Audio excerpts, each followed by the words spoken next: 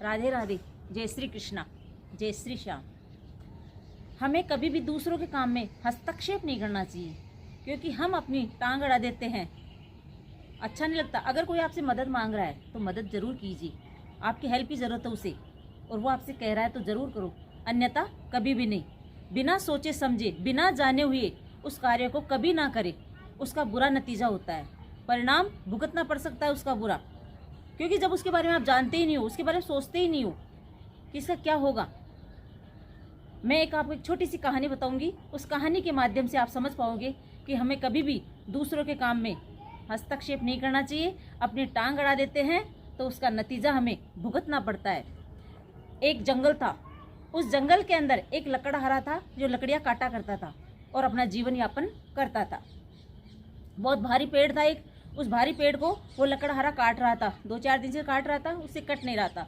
तो एक बड़ी मोटी भारी लकड़ी थी उसकी, तो उसके अंदर क्या हुआ है कि उसने काटते काटते शाम हो जाती है, तो उसमें वो छीनी डाल देता है, उसकी चीर के अंदर छीनी डाल देता है, और शाम हो जाती है तो फिर वो नहीं कटता, तो बोला कि कल आके काट लूँगा।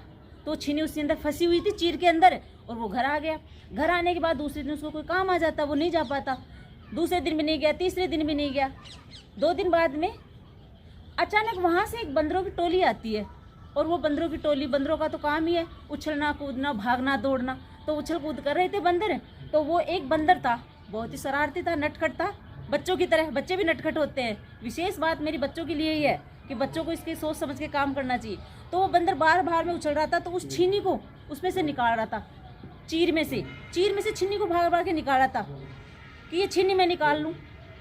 उसको समझ में नहीं आ रहा, खूब प्रयास कर रहा था, आ रहा था जा रहा था, उस छीनी को निकालने की कोशिश कर रहा था, लेकिन वो छीनी बार बार प्रयास करेंगे तो निकलेगी। वो छीनी तो निकल जाती है, लेकिन उस चीर के अंदर बंदर की पूंछ अटक जाती है। बंदर ने ध्यान नहीं लगाया, और बंदर की पूंछ होती है लंबी, तो उस चीर के अंदर बंदर की पूंछ अटक जाती है। बंदर ने खूब प्रयास किया कि मेरी पूंछ निकले। अब और बंदर भी ऐसे नहीं है कि जो उसकी मदद कर सके।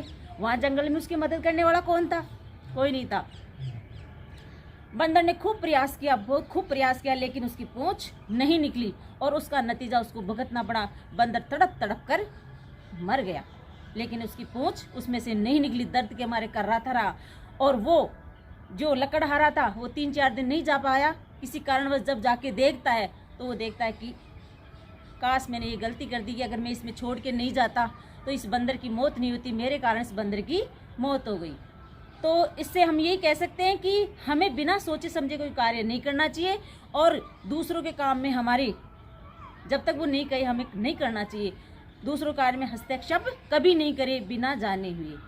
आपको बच्चे अधिकतर ये शरारत कर लेते हैं, लाइट के हाथ लगा देते हैं, बिजली में, पानी में, होद में, इधर उधर, जब तुम जानते ही नहीं हो। तो ऐसे कार्य तुम्हें कभी भी नहीं करना चाहिए, नहीं तो इसका नतीजा तुम्हें भुगतना पड़ेगा।